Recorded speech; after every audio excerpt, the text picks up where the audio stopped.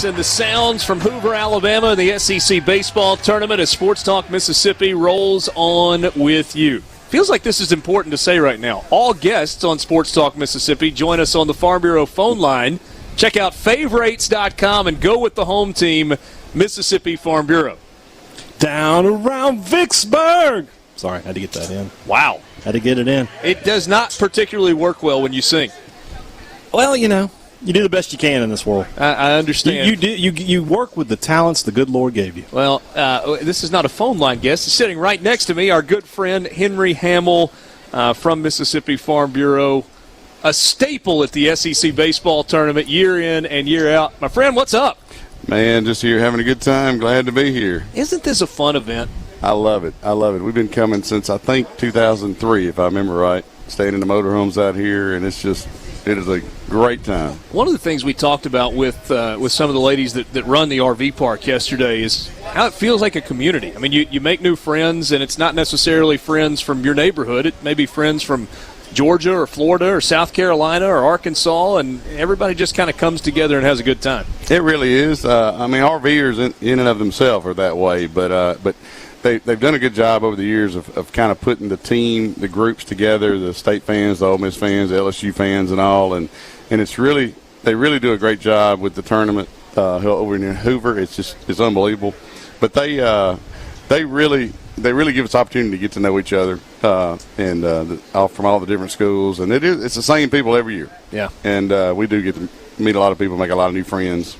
And the baseball's not bad either. Not bad at all. It wasn't too good today, but I'm about to say it wasn't great this morning. Normally, it's a lot better. I meant collectively, the baseball's not bad. Certainly, there've been a lot of good memories here, and it's going to be interesting to see what Mississippi State does, because obviously they threw off today, but now you go Christian McLeod tomorrow, and it feels like there's so many arms. And I know sometimes there's been a reliability issue, but you've seen this team play a bunch this year. You think their arms are there to kind of pull it together and make a run, or does that even make sense for this team given that they've got a national seed kind of sewn up, it feels like? Well, I hope they have a national seed sewn up. Today didn't help them anything, at all, but still, absolutely. We have a great pitching staff. McLeod is awesome. All our starters do a good job. Our middle relievers are great, and, of course, Sims out of the bullpen to close things out.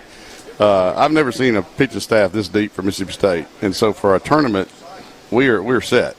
It was a little disappointing from a fan standpoint that it almost felt like you come in here not trying to win today by not throwing your best pitchers and things, and so that was a little disappointing. And I was a little disappointed the coach didn't pull him a little earlier and try to go to somebody else early on. But that's just a fan talk. But still, we're here, and I think tomorrow will be a new day, and it's going to be interesting to see who we play between Alabama and Tennessee. That game, I was watching it. It's still going on. It's crazy.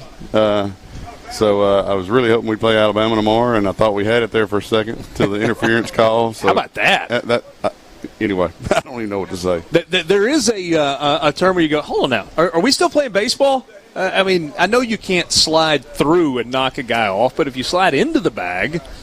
Exactly. Tony Vitello, by the way, agreed with you. He thought that was a bogus call. Yeah, well, I don't know how bogus it was. I mean, the guy's arm went up a little bit, but, I mean, he was more protecting his head, I think, than anything else. So, well, let's not try to give the officials any credit here on this show. I think we don't need to be doing that.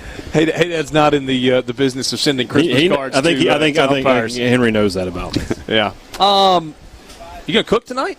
Absolutely. Tonight's our fish fry night. Okay. I got 20 pounds of catfish and a lot of crappie that I caught during the year, and we're going to start cooking probably at 5 o'clock. That's why I came on down to get on the show.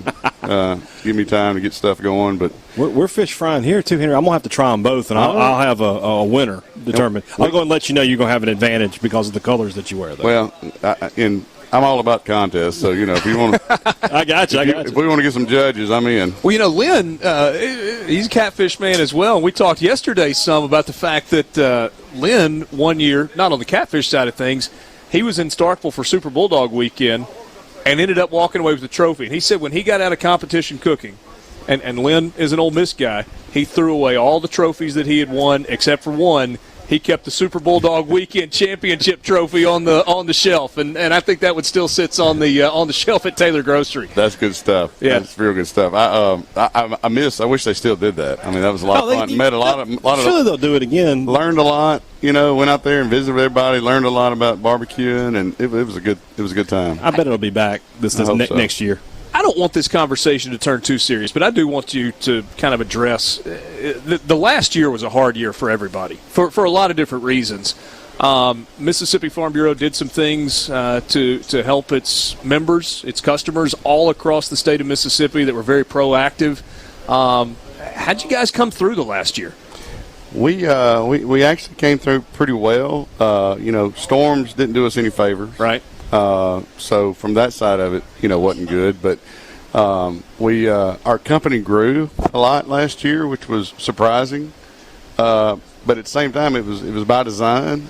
We did a phenomenal job. We had the Easter tornado, right, which was the second largest event ever in the state of Mississippi.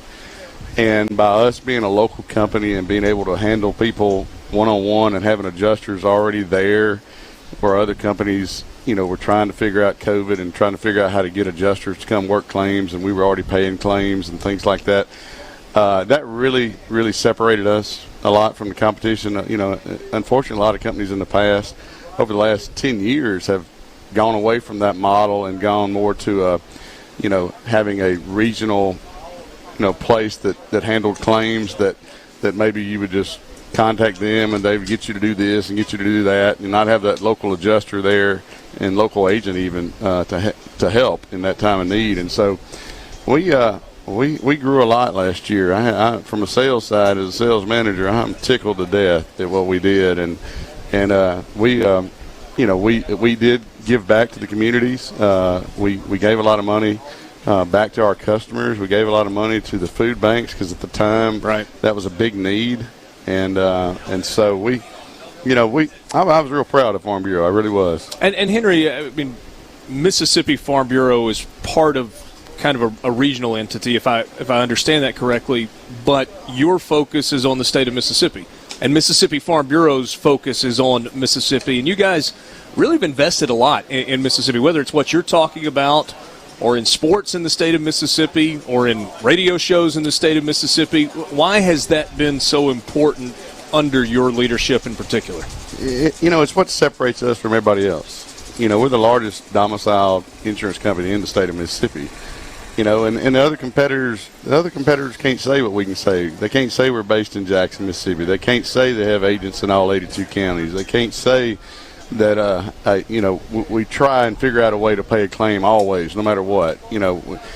They can't, and so we use that to our advantage. And it's almost like a regional bank concept, or hometown bank concept. Sure. Competing against the big, major players, that may have better interest rates and things than them. That's kind of how our marketing goes, and we changed our thing to go with the home team. Back when I took over in 2011 as sales manager. Absolutely. And the whole goal of that was trying to get it local, get everything local. I can't compete with the national carriers on advertising and don't want to try, but I can beat them in that local town, and I can beat them in that local community, and our agents can be more involved in those local communities and doing things and helping people, and that's what it's all about. Certainly, it's been a outstanding partnership with you guys, and we're thankful for that. On a slightly less serious note, Hey Dad claims to be a great cook. I know you are. I've sampled it before. This is kind of, I think, my maiden voyage on Hey Dad's cooking. I have high hopes for it. Pork belly burnt ends. I know you'll be manning the grill or the fish cookers. If I bring some down to sample to get an expert opinion, you good on that? I want to try them. Okay. Right. I do want to try them. It's funny. I'll bring you some. I was looking at Twitter the other day, and I saw where you were about to wrap your ribs, and I looked at the picture, and I thought, they're not ready to wrap. Yeah. But I didn't realize they were beef ribs. Yeah. I just glanced at them. I had 2 or 3 people like, those aren't ready, and I was just like, what do you mean? Yeah. Like, they're plenty ready, and then they came out great. And that was beef. Yeah. It's like, yeah. So he wanted to say, I know what I'm doing. JT got on to me. I was like, JT, I know what I'm doing, man. We're good. Yeah. I owe you an apology because I thought that, and I even told it to a couple people. So anyway. It wasn't just that I thought it. Yeah. We had a great We had a laugh conversation. We were all like, look at this schlub. He doesn't know what he's doing. Yeah.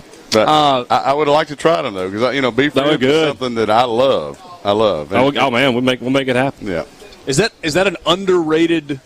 It is now. I wasn't sure how to rate it before this past weekend, but yes, that's something people should be trying to grill. It's easy to do. So that's going to be a more regular thing for you? I think so. Good thing I got a guy for beef. What's your favorite thing to cook? Ooh.